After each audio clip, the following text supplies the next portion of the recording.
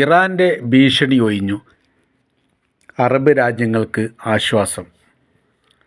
ചില അറേബ്യൻ മീഡിയകളിലും പത്രങ്ങളിലും വന്ന വളരെ പ്രാധാന്യമുള്ള റിപ്പോർട്ടിൻ്റെ തലക്കെട്ട് ഇങ്ങനെയായിരുന്നു: ഇറാൻ അമേരിക്കൻ യുദ്ധസമാന സാഹചര്യങ്ങൾ നിലനിൽക്കുന്ന സമയത്ത് ഇറാൻ്റെ ഭീഷണിയായിരുന്നു അറബ് രാജ്യങ്ങളെ വല്ലാത്ത രീതിയിൽ പ്രയാസപ്പെടുത്തിയത്. രാജ്യത്തിൻ്റെ നിലനിൽപ്പിനെ പോലും സാരമായിട്ട് ബാധിക്കുന്നിടത്തേക്ക് ഇറാൻ്റെ ഭീഷണി അറം പറ്റിയിരിക്കുന്നു എന്നുള്ളതാണ് ആ മേഖലയിൽ നിന്നുള്ള റിപ്പോർട്ടുകളെല്ലാം സൂചിപ്പിച്ചത്. യഥാർത്ഥത്തിൽ അമേരിക്കയുടെ സൈനിക ബേസുകൾ അറബ് രാജ്യങ്ങളിൽ സ്ഥാപിക്കുന്നതുമായിട്ട് ബന്ധപ്പെട്ട് വലിയ അഭിപ്രായ വ്യത്യാസങ്ങളുണ്ടായിരുന്നു. ജനകീയപരമായിരിക്കുന്ന ഒരു അഭിപ്രായ സർവേ സൗദി അറേബ്യ വർഷങ്ങൾക്ക് മുമ്പ് നടത്തിയിരുന്നു. രാജ്യഭരണ സംവിധാനവുമായിട്ട് ബന്ധപ്പെട്ട കാര്യത്തിൽ നിങ്ങൾക്ക് നിർദ്ദേശങ്ങളോ ഉപദേശങ്ങളോ നൽകാനുണ്ടെങ്കിൽ അത് അവസരവേദികൾ ഒരുക്കുന്നു എന്നുള്ളതാണ്. കോർപ്പറേഷൻ പോലെയുള്ള മേഖലയിലെല്ലാം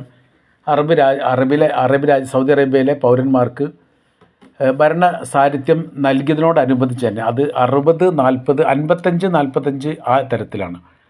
ഭരണാധികാരികളായിരിക്കുന്ന സർക്കാർ തലത്തിൽ പ്രവർത്തിക്കുന്നവർക്ക് 55%, രാജ്യത്തിലെ പൗരന്മാർക്ക് 45% നൽകിയുള്ള ഒരു ഭരണ സംവിധാന പരിഷ്കാരങ്ങൾ പ്രാദേശിക തലത്തിലെല്ലാം സൗദി അറേബ്യ നടപ്പിലാക്കിയിരുന്നു. അത് ജനാധിപത്യ സംവിധാനത്തിൽ വോട്ട് രേഖപ്പെടുത്തിക്കൊണ്ട് തന്നെയായിരുന്നു. അങ്ങനെ നമ്മുടെ പ്രദേശത്ത് പോലെയുള്ളതല്ല, അത് പ്രത്യേകമായിരിക്കുന്ന ഏരിയകളിൽ അവർ ടെൻറ്റ് പോലെയുള്ള ഈ ടെൻറ്റുകൾ കെട്ടിയിട്ട് അവിടേക്ക് വോട്ടർമാരെ ആകർഷിച്ചുകൊണ്ട് തങ്ങൾ മത്സരത്തിൽ പങ്കെടുക്കുന്ന വിവരങ്ങളൊക്കെ പറഞ്ഞു. അങ്ങനെ ഒരു വ്യത്യസ്തമായിരിക്കുന്ന രീതിയായിരുന്നു അവിടെ പിന്തുടർന്നിരുന്നത്. അതിനോടനുബന്ധിച്ചാണ് ജനങ്ങളിലേക്ക് ഭരണാധികാരികൾ എന്നുള്ള മുദ്രാവാക്യത്തോടു കൂടി ചില നയങ്ങളെ മാറ്റങ്ങൾ, ചില നിലപാടുകളൊക്കെ അവർ പറഞ്ഞത്. അന്ന് ആളുകൾ, അതായത് സൗദി അറേബ്യയിലെ പൗരന്മാർ നല്ലൊരു ശതമാനം അന്ന് പറഞ്ഞിരുന്ന കാര്യം, അമേരിക്കയുടെ സൈനികരെ രാജ്യത്തു നിന്ന് പുറത്താക്കണം, അവർക്ക് നമ്മുടെ രാജ്യത്ത് അവകാശം കൊടുക്കാൻ പാടില്ല, ആ മേഖലയിലെല്ലാം രാജ്യത്തിലെ പൗരന്മാർക്ക് അല്ലെങ്കിൽ സൈനികർക്ക് അവർക്കാണ് അതിൻ്റെ നിരീക്ഷണവും പരീക്ഷണവുമായിട്ട് ബന്ധപ്പെട്ട കാര്യങ്ങളൊക്കെ നൽകേണ്ടത് എന്നുള്ളതായിരുന്നു ഏറ്റവും പ്രധാനമായിരിക്കുന്ന അഭിപ്രായങ്ങൾ ജനങ്ങളുടെ അടുത്തുണ്ടായത്. അത് ഭരണകൂടം വളരെ കൃത്യതയോടുകൂടി ചർച്ച ചെയ്യുകയും സംസാരിക്കുകയും ചെയ്തതിൻ്റെ അടിസ്ഥാനത്തിൽ ആ ഒരു തീരുമാനം അവർ പ്രഖ്യാപിക്കുകയും ചെയ്തു. അങ്ങനെ അമേരിക്കയുടെ സൈനികരെ സൗദി അറേബ്യയിൽ നിന്ന് ഒഴിവാക്കാൻ വേണ്ടി തീരുമാനിക്കുകയും ഘട്ടം ഘട്ടമായിട്ട് അത് ഒഴിവാക്കിയിട്ട് മാത്രം അവസാനിച്ചില്ല, അമേരിക്കയുടെ എയർബേസ് സൈനിക താവളവുമായിട്ട് ബന്ധപ്പെട്ട മേഖലയും ഒഴിവാക്കപ്പെട്ടു എന്നുള്ളതാണ്. ആ കാര്യത്തിൽ സൗദി അറേബ്യ വലിയ മിടുക്ക് കാണിച്ചു. ഇപ്പോൾ നയതന്ത്ര ബന്ധമുള്ള രാജ്യം എന്ന നിലക്ക് ഏതെങ്കിലും ഒരു പ്രതിസന്ധി ഘട്ടത്തിൽ എയർപോർട്ട് ഉപയോഗിക്കാൻ വേണ്ടിയിട്ട് ആവശ്യപ്പെടുകയാണെങ്കിൽ അതിൽ അവർക്ക് ഏതെങ്കിലും ഒരു എയർപോർട്ട് നൽകാമെന്നുള്ള വ്യവസ്ഥ ഉണ്ട്. ആ വ്യവസ്ഥ എന്ന് പറഞ്ഞാൽ സാധാരണഗതിയിൽ നയതന്ത്ര ബന്ധം, സൗഹൃദ ബന്ധം നിലനിൽക്കുന്ന രാജ്യങ്ങൾക്കിടയിൽ സ്വാഭാവികമായിട്ടും ഉണ്ടാകുന്നതാണ്. അതല്ലാതെ ഒരു അമേരിക്കൻ പൗരൻ രാജ്യരക്ഷയുമായിട്ട് ബന്ധപ്പെട്ട്, അമേരിക്കയുടെ സൈനികൻ സൗദി അറേബ്യയുടെ രാജ്യരക്ഷയുമായിട്ട് ബന്ധപ്പെട്ട് ഒരാൾ പോലും സൗദി അറേബ്യയിൽ ഇല്ല എന്നുള്ളത് എല്ലാ കാലത്തും സൗദിക്ക് അഭിമാനമുണ്ടാകുന്ന കാര്യമാണ്. അതേപോലെ തന്നെ സൈനിക ബേസ് ഇല്ല എന്നുള്ളതും. രണ്ടാമത് പിന്നെ ഇതിന് സമാനമായിരിക്കും സ്ഥിതി ഉണ്ടായത് ഒമാനിലാണ്. ഒമാനിലും ഈ പറഞ്ഞ പോലെ തന്നെ അമേരിക്ക സൈനിക ബേസ് ഇല്ല, അതേപോലെ തന്നെ അമേരിക്കയുടെ സൈനികർ അവിടെ പ്രവർത്തിക്കുന്നുമില്ല. ബാക്കി 4 രാജ്യങ്ങളിലും അമേരിക്കക്ക് സൈനിക ബേസ് ഉണ്ട്. അതിൽ ഖത്തറുണ്ട്, UAE ഉണ്ട്, കുവൈത്തുണ്ട്, ബഹ്റൈനുണ്ട്. ഈ 4 രാജ്യങ്ങളും സൈനിക ബേസുണ്ട്, സൈനികരുണ്ട്.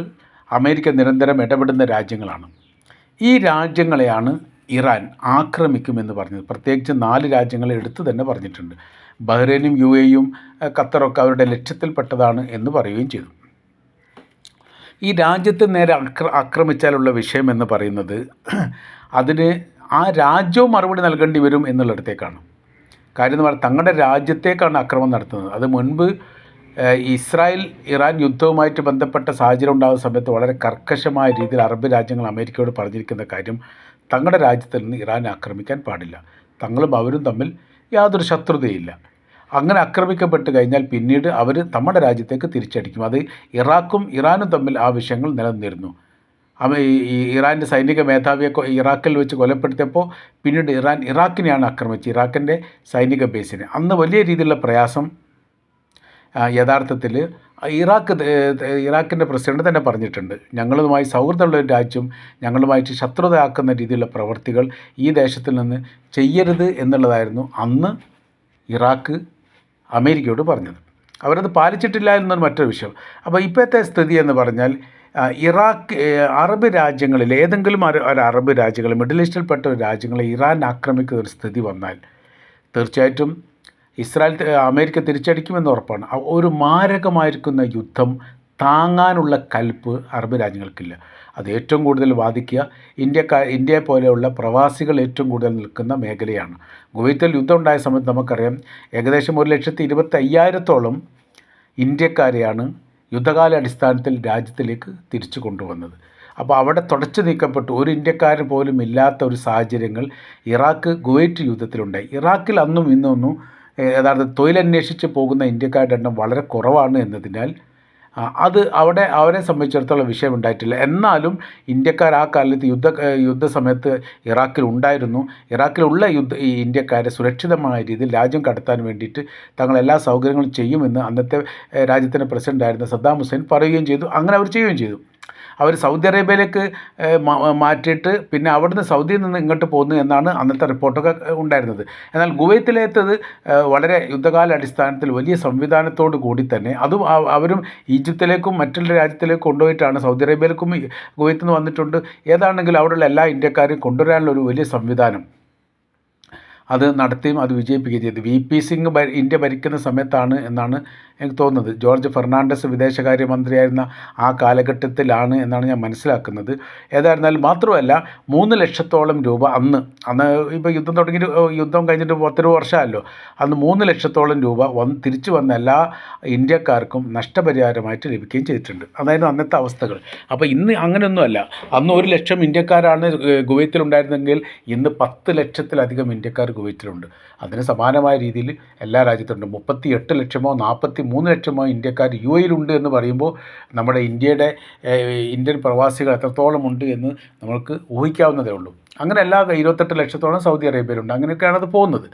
അപ്പോൾ ഇപ്പോൾ ഈ രാജ്യത്തിന് നേരെ ആക്രമണം നടത്തി കഴിഞ്ഞാൽ സാമ്പത്തിക മേഖല അപ്പാടെ കൂപ്പുകുത്തും. പ്രതിരോധിക്കാൻ സാധിക്കാത്ത സ്ഥിതികൾ വരും. മാരകമായിരിക്കുന്ന യുദ്ധമാണെങ്കിൽ യുദ്ധത്തിൻ്റെ വിളയാട്ടം ഈ മേഖല കേന്ദ്രീകരിച്ചുകൊണ്ട് നടക്കും.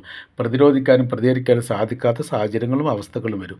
ഈ രീതിയിലാണ് ഇവിടുത്തെ സമാനമായിരിക്കുന്ന സാഹചര്യങ്ങൾ പോകുന്നത്. അപ്പോൾ ഒരിക്കലും നിയന്ത്രിക്കാൻ പറ്റാത്ത വിധം തകർന്നു പോകുന്ന ഒരു സാഹചര്യത്തിലേക്ക് അറേബ്യൻ മേഖല മാറാനുള്ള സാധ്യത വളരെ കൂടുതലാണ്.